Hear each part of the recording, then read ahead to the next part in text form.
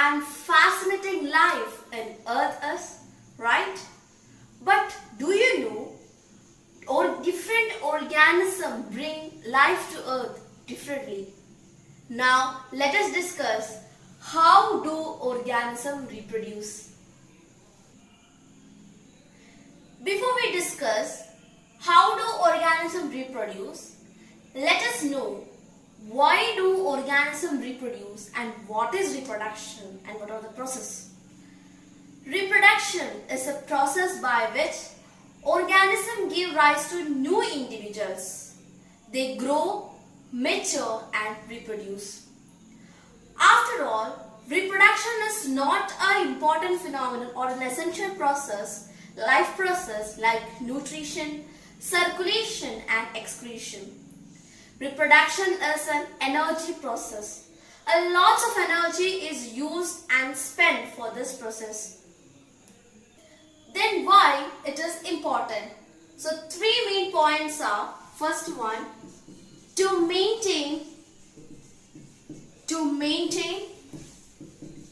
life on earth. To maintain life on earth. Second one, for the evolution of species.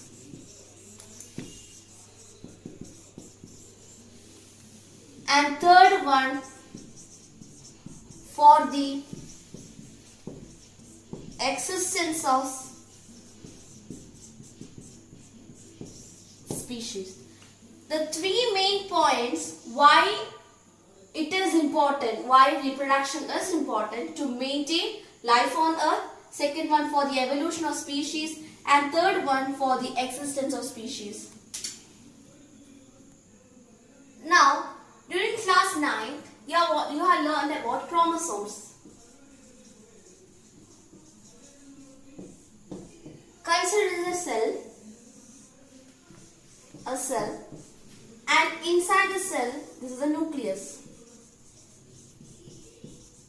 Nucleus is the controlling unit of the cell or functional unit of the cell.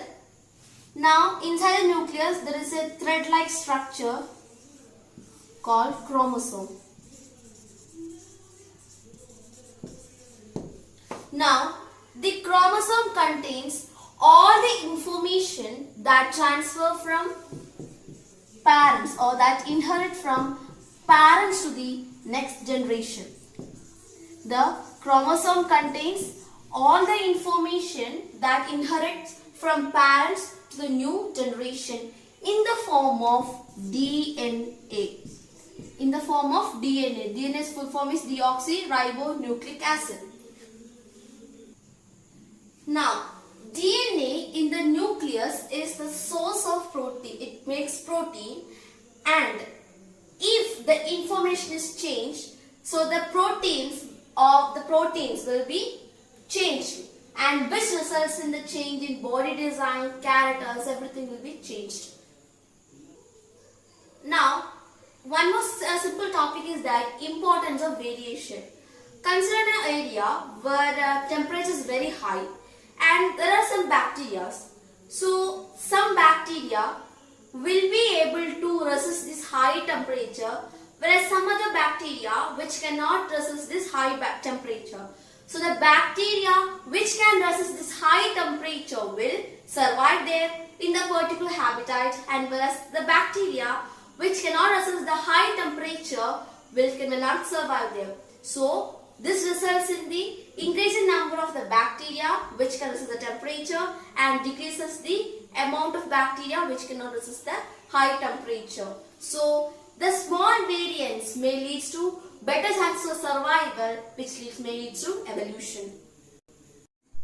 Now, next topic is mode of reproduction used by single organisms. So, the first one is fission. Fission means splitting.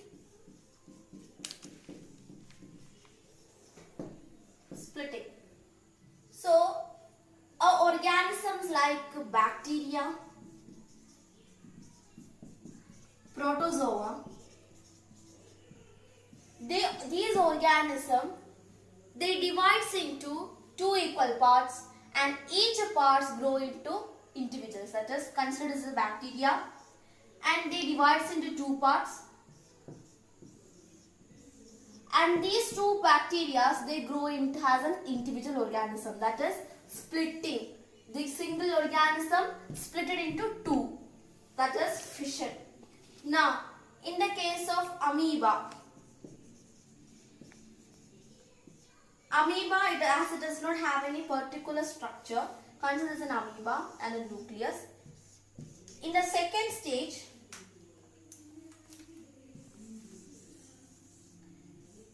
the nucleus may enlarge and is going to split and two cells will be formed. And the third stage,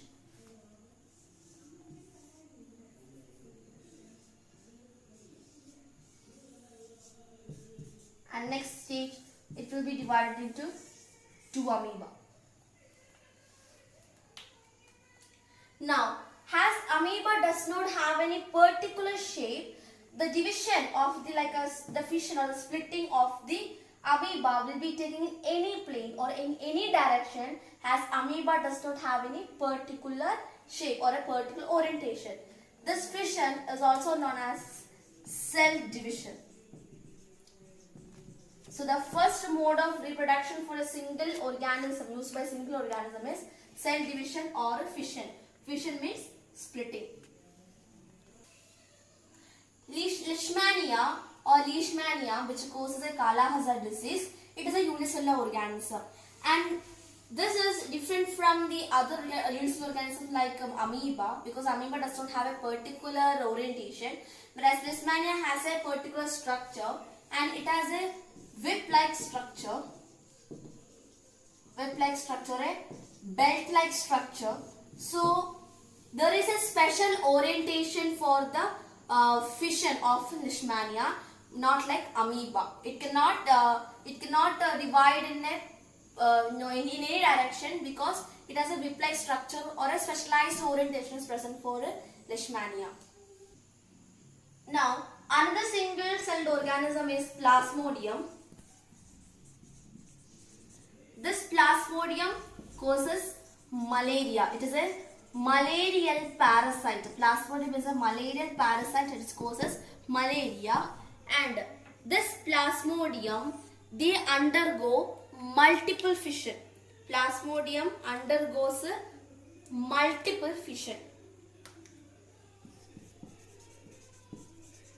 They undergoes multiple fission. That is, if this is a Plasmodium structure, it undergoes multiple fission, and each grow has an individual. Each part grow has an individual Plasmodium.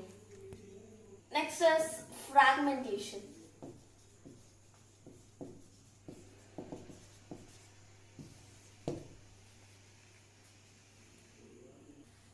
So up to here we discussed about unicellular. Now next is a multicellular organism. For multicellular organism which has simple body designs or simple orientation, simple methods of reproduction is required or already required.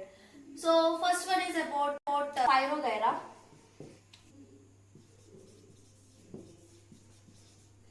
Spirogyra. Now consider this as a structure of Spirogyra.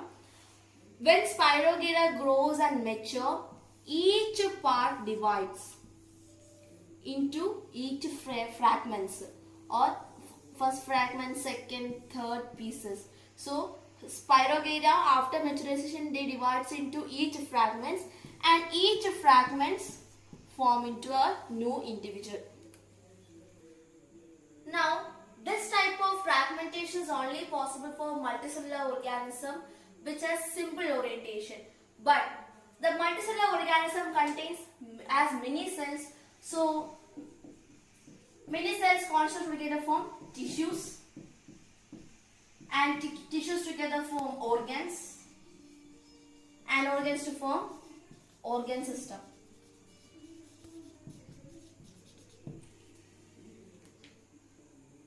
So in multicellular organism, cells constitute to tissues, tissues to organs, and organs to organ system. So in higher multicellular organism, cell by cell division is not possible for the reproduction. It is impractical. So such organism has some other organs for the reproduction purpose. That is, a basic strategy for some simple tissues have a particular function. Therefore, for reproduction also they have some reproductive organs. Like for human beings they have male reproductive system and for female reproductive system. Now next is regeneration.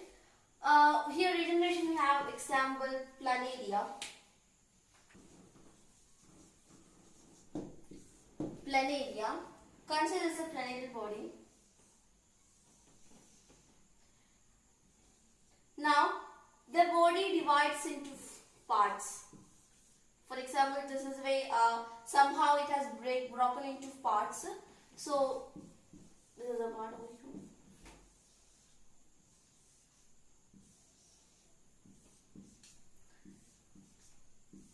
Now when we divide into these fragments, what happens later means the parts remaining get degenerated. The parts which is remaining get regenerated. That is regeneration. Planaria, the process of reproduction is regeneration. That is, somehow the planarial body parts is divided or broken into pieces, and the part which pieces and the remaining parts will be regenerated. The parts broken from the planarial part will be regenerated. The remaining parts get regenerated, and thus it is called regeneration. Now in human bodies also there are some organs which can undergo regeneration purpose, like liver, fingertips, and the endometrium in the uterus. These are the human organ parts or human organs which can regenerate. But it is for your knowledge, and this is the reproduction or the mode of reproduction for planaria. Now for hydra, it is different, but it is budding.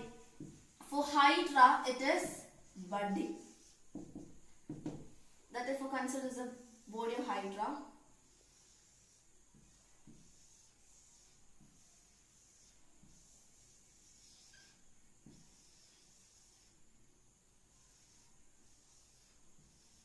Now if it is a body of hydra, so there will be lots of cell division takes place, and there will be a overgrowth. In any parts of the body there will be an overgrowth. Overgrowth will be produced due to cell division, and this part is called bud.